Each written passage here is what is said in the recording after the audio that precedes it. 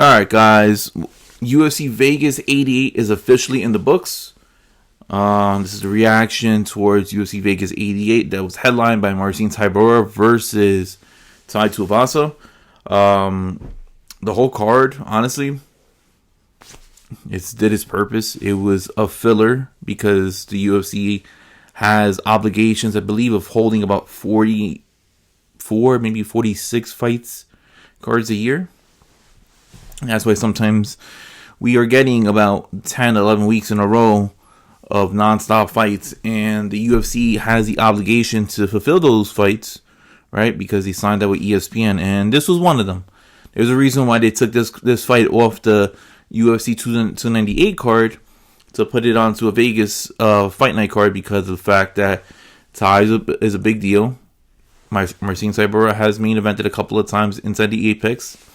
And I believe he's also main evented against, unless that was Sergey Spivak, against Cyril Gane. But that's neither here nor there. Overall, I gotta say, it was a decent watch. There was a couple of good fights that really stuck out to me. I was very confused why they ended up having Thiago Moises as the second fight of the early prelims, or the prelims, because it's all under one channel. It was the second fight of the night.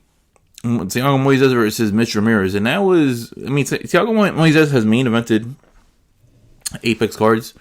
He has been high up on Apex main cards and stuff like that. And, he's fought a decent, test. Fought against Islam Makhachev, Drew Dober, I believe it was. He's had a very extensive, resume. And for him to be the second fight of a Apex card is pretty jarring, if you don't say. But overall, main event, Tybura versus Tuivasa. Honestly, coming into the fight, I felt like Tybura, his only path to the victory was just taking down Tai. Now, unfortunately, with Tai Tuivasa is, many people really do compare him to Derek Lewis. He has that one-shot knockout power. But one thing that Derek Lewis does better than Tai Tuivasa is, yeah, sure, Derek Lewis would get taken down. And the big difference is Derek Lewis knows how to stand up. And he just naturally stands up. That's why he says he doesn't believe in jiu-jitsu. Tai Tuivasa, when he gets taken down, he is flatlined. And he is nowhere near on the path of being able to get up.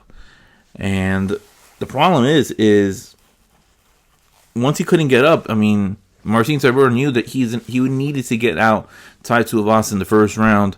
If not, come the start of the second round, the fight automatically starts on the feet. And that's something where Marcin Tybura was getting, hit pretty bad. He was bleeding within the first minute of the fight. And Tai Tuivasa was really just looked like he trying to take off the head of Marcin Tybura. But Tybura, being the veteran that he is, immediately went for the takedown, held him down, applied an RNC, and that was your fight. And it's unfortunate. It's not the outcome that me and many other people were expecting. This was set up for Tai Tuivasa to knock out Marcin Tybura, but he wasn't able to do so. Now, Tai is on a 4-fight losing streak. Last win was against Derek Lewis in Houston, and that was that February, I think it was the February 2022 pay-per-view where it was Adesanya versus Whitaker. Now, what's next for Tai? To be honest, I don't know. He has very limited options. I know there are people that want to see him fight Robelis de Spain, because we saw what Robelis ended up doing in his debut against I think it was Josh Parisian.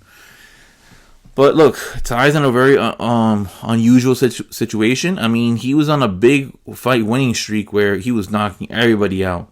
But then he runs into a buzzsaw, faces Cyril Gane in France, loses. Then makes a quick turnaround, wants to fight in December, fights Sergey Pavlovich, and then he gets destroyed. Pavlovich destroys Tai Tuivasa. And it just doesn't get any better from that point forward. Loses to Alexander Volkov, and then ends up losing, on Saturday to Marcin Tybura. Overall, 4-fight losing streak. Not many fighters usually come back from that. We are seeing that with Tony Ferguson, and I'm not saying that Tuivasa is in the Tony Ferguson category, but unfortunately, there are limitations to his game, and we are seeing that, and we just can see that there's only so much high of a threshold that he can go, because if he's in a fight against high caliber heavyweights, you're going to have to match make him properly if you want him to go back towards a title shot run. So, Tai is in a very unusual situation. For Marcin Tybura, is very simple. I mean, he doesn't get that much of a big bump or a big boost by submitting Tuivasa, all right? But he's most likely going to fight the loser of last weekend's prelim, featured prelim, which was Jailson Almeida. Jailson Almeida, lost. He had a bad IQ. Still held on that single leg, which led to him losing. I feel like that would be a good stylistical matchup for Tybura versus Almeida. I feel like Almeida should win that fight. Will he? Who knows? But I would love to see that matchup. And co-main, guys, man, if you guys saw the Ultimate Fighter, you would have seen that Bryan Battle was the winner of the, I think, Tough 29, and he fought decently well. But I feel like his level of growth of fighting has gotten way better ever since he got into the UFC. His only loss is to Renat Fakhretdinov, and Bryan Battle came in on Saturday fighting against Ange Loosa, who I felt like was a very oversized welterweight that expends a lot of energy trying to knock somebody out. And he's very muscle heavy. So obviously with muscle, you need more oxygen to get through into the body. And it was there was a headbutt, a collision with heads, where I think it was in round 2. Ange Loosa bumps heads with Bryan Battle. Bryan Battle, gets hit with his chin. And what ends up happening, you end up seeing Bryan Battle in the heat of the moment trying to push off, right? Because everything happening, rapidly. Push off, his thumb goes into the eye of Ange Loosa. Ange Loosa is already going like this and, making faces, which I believe, that he was hurting, right? Getting poked in the eye is nothing, small. But, man, this is the first opportunity, and that's what it looked like. Bryan Battle saw it as this. The first opportunity that Ange Loosa ended up having, he looked for a way out. And that's the same way that I perceived it, because, after the ceremony of announcing who won or draw, and it got ruled to a no contest, you see Ange Loosa staring Bryan Battle in the face, and Bryan Battle was like, "Look, you had all the time in the world. We had a sanctioned fight. You could have inflicted pain on me if you really wanted to, but you were just trying to, get out of the fight as quickly as possible because you knew that you were going to lose. And a no contest is better than a loss," which is very accurate. And man, Bryan Battle was giving him the business, all right, on the mic, reminding Ange Loosa that, he embarrassed himself and stuff like that, and that he ended up calling him the P word, and Ange Loosa was fuming, saying that I'll kill you. And in my head, I'm like, look, Ange Loosa had the opportunity to do all that type of stuff that he said he wanted to do towards Bryan Battle, but at the end of the day, Bryan Battle was winning the entire fight. He was piecing up Ange Loosa. Ange Loosa gets accidentally eye poked, and now both fighters suffer the consequences because they are not going to get their win bonus. What is next for Bryan Battle? Man, I don't know, guys. I mean, Bryan Battle is such a good fighter. I mean, I would love to see him fight Neil Magny, and that's for sure. I believe I ended up putting him down as Bryan Battle versus Carlston Harris. And I feel like that would be a good fight because Carlston Harris is a dog. This guy knows how to fight. This guy's actually been in the octagon for quite some time. And I feel like, nobody just runs through Carlston Harris. And this will be the perfect, litmus test to get Bryan Battle into possibly a ranked position. Because if you guys just throw him in there with somebody inside the top 10, I mean, And if he loses, then all that momentum goes down. But if you just start building him up, which the UFC is trying to do, then you have a potential of exceeding expectations more than you ever dreamed of. But Bryan Battle, man, piecing up Ange Loosa, it was way too quick. It was the same level of speed, in my opinion, of Sean O'Malley ended up facing Cheeto Vera. Right, Bryan Battle, was quick, was rapid, was just piecing him up, with leg kicks and punches and stuff like that. And Ange Loosa had no defense, no different way where he can, stop the onslaught. So I agree with Bryan Battle. I felt like Ange Loosa was just trying to find a way out.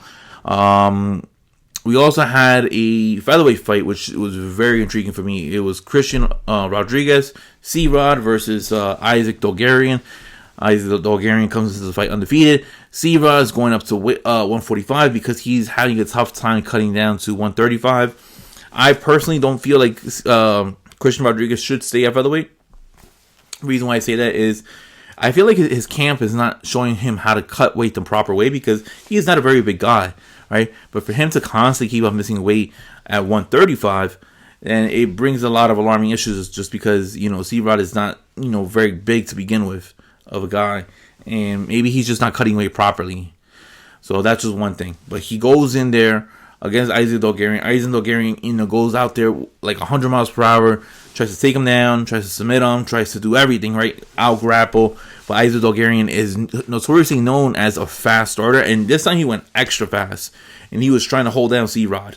And C-Rod, managed to survive, going into round two.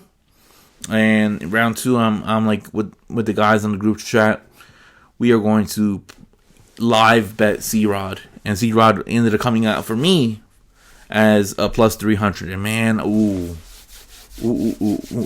that was a good play right there because C-Rod ended up delivering.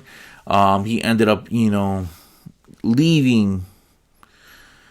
the UFC Apex Center as the winner. Once again, he has handed the first loss. Anytime that he fights somebody that has a 0-loss record, he usually gives them the first loss. We saw him do that with Raul Rosas Jr., Cameron Simon, and now Isaac Dogarian at featherweight.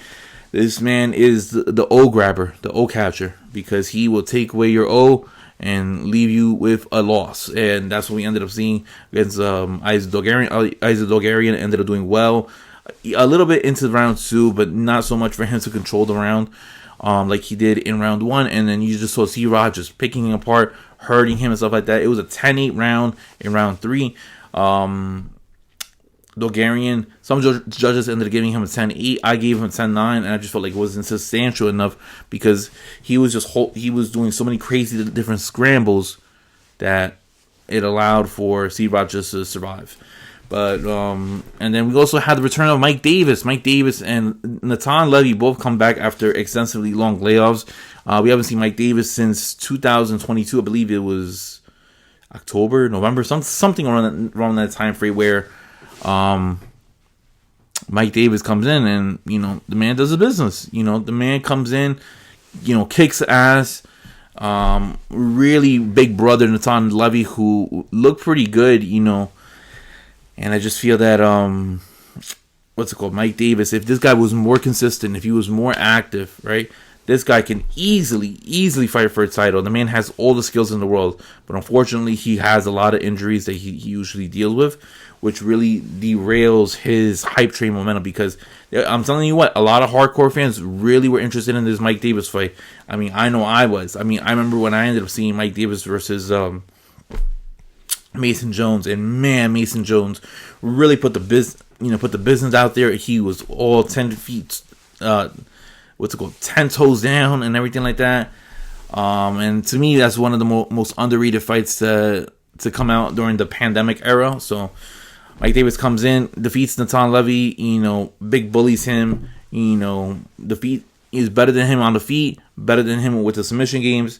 I think, hold on. Mike Davis.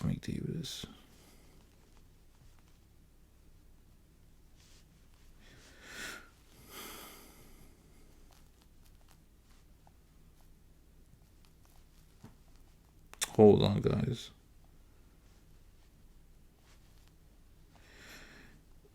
Yeah, Davis is 11-2. Trying to see who he lost to. Trying to see who he lost to. Because I can't remember who he lost to. Oh, Gilbert Burns and Sadiq Youssef. Lost to Sadiq Youssef in the Contender Series. We see how Sadiq Youssef's career has gone. That man is a real deal. He's fighting at UFC 300 in a couple weeks. And then Gilbert Burns. I mean, Gilbert Burns is Gilbert Burns at 155, and Gilbert Burns was a real deal too. The man hits hard. The man's a good wrestler, good jiu-jitsu artist, and Mike Davis only lost to those two guys, so that's saying something right there. Mike Davis, that man's a dog. I mean, I want to see this guy fight more often, and if we get to see him fight more often, I mean, how much higher can this guy go? Because if he was active, I really would have believed that this guy would have fought for a title, but who knows? And then lastly, give me a second. Just want to see something. Lastly, we ended up having, I wanted to talk about Jacqueline Amarin versus Corey McKenna. Now, Corey McKenna has been out for all of 2023. Took some time off, try to regroup, try to, get back into, the way that she wants to fight. After a long layoff, she ended up fighting Jacqueline Amarin. I feel like Jacqueline Amarin, she's all gas, no breaks in round one, and then starts to decline. I felt like Corey McKenna's IQ wasn't really that great to begin with, because she tries to go into the guard of Jacqueline Amarin. Amarin is a very good jiu-jitsu fighter, where she ends up catching Corey McKenna into a armbar and twists the arm, lifts it up, and then bam, you see Corey McKenna, tapping. It looked at one point that she tapped once. I really believe that she may have tapped once, but maybe Mike Beltran made that one mistake.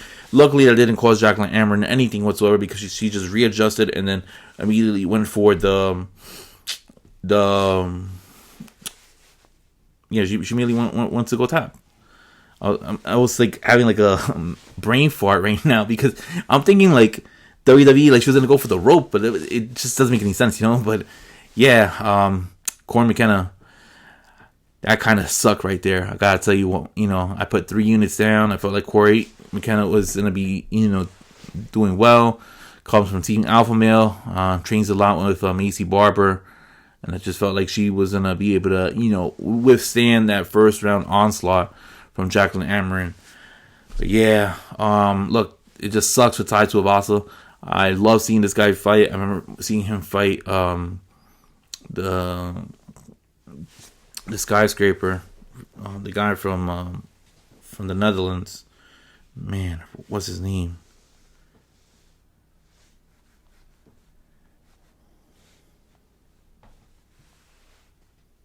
Stefan Struve. Yeah, I remember seeing him fight, and I'm like, wow, like this man coming off of a 3-fight loss, trying to rebuild himself back, beats, he ended up beating a bum and Harry Hunsucker.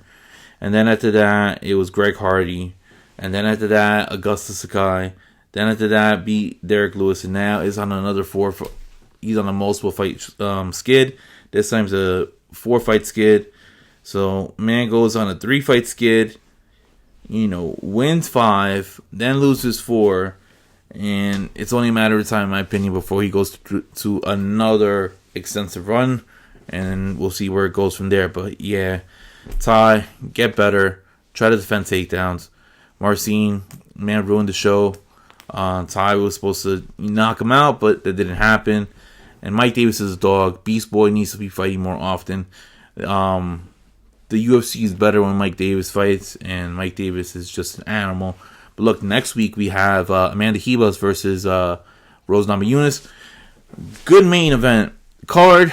And then after that, I think it's Atlantic City, which to me personally, I was considering going. Then I saw that card, and that looks like a glorified Apex card. That does not scream that I should be dropping almost $280 to go see the UFC. Nah, not happening. Not happening whatsoever. But until then, guys, I am Flavio Rihanna. Thank you for tuning in, and I will see you guys next time. Peace.